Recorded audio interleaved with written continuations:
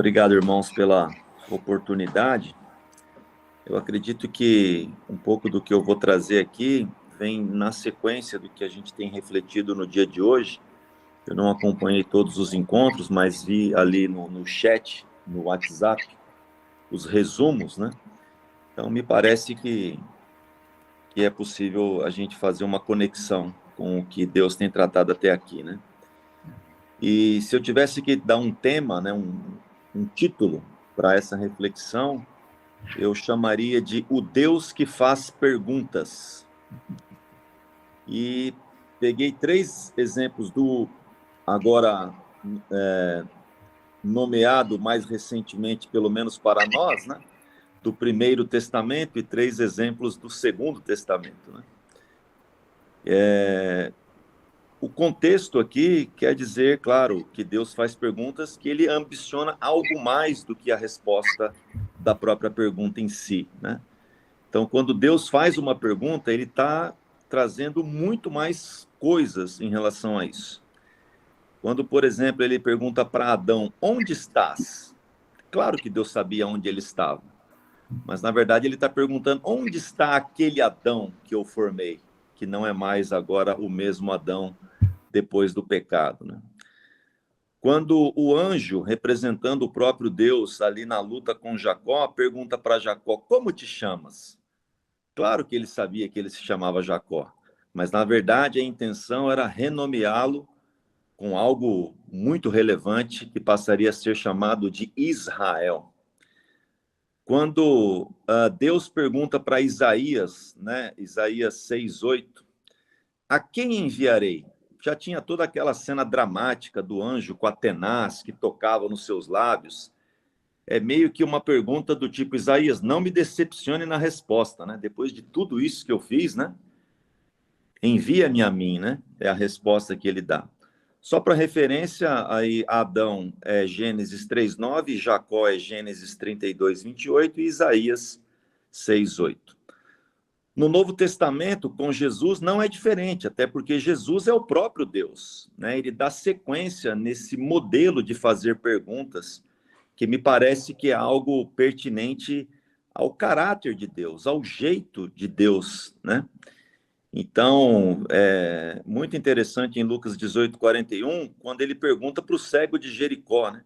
Que queres que eu te faça? Você imagina uma turma lá na fila do SUS, né? Querendo alguma coisa. O que queres que eu te faça, né? Não deveria ser um curso de braille que ele queria, né? Ele queria enxergar, né? Por que o Senhor pergunta, né? Então, ele queria a intimidade da pessoa, o relacionamento com a pessoa, muito mais do que uma resposta simples, né?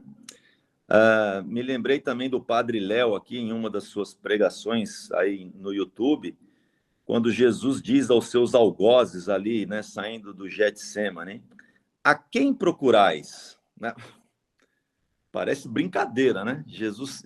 E nos versículos anteriores, né? Bom, aqui o cego de Jericó é Lucas 18:41, Jesus é João 18:4. A quem procurais? Claro que é o próprio Jesus. E, para mim, até agora, não há cena mais dramática, né, do que tudo que aconteceu com Pedro após a negação do Senhor. Ele volta ao cenário da pesca, né, naquele mesmo lugar, uma mesma cena muito parecida quando ele foi chamado pela primeira vez, né? Jesus reencontra Pedro e pergunta para ele, Pedro, tu me amas, né?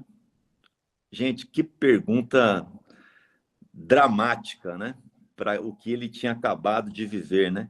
E há quem diga que ele perguntou 3 vezes, exatamente por conta das 3 vezes que Pedro o negou. Isso está em João 21:15. E aí o ponto, já indo para o nosso final, né? Sempre oramos e fazemos perguntas a Deus. Mas será que nós temos tido serenidade e tranquilidade para ouvir as perguntas de Deus, né?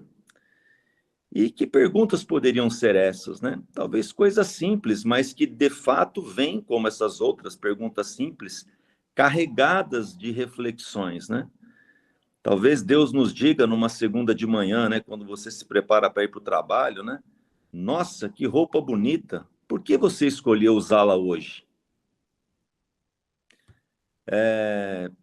levar um ramalhete de flor para ela hoje, por que não? O Espírito Santo pode te colocar, por que não? E aí, claro que ele está reatando relacionamentos, uma série de coisas que vêm com isso, né? Que tal acordar 15 minutos mais cedo? O que será que o Senhor quer dizer quando ele te faz essa pergunta, hein?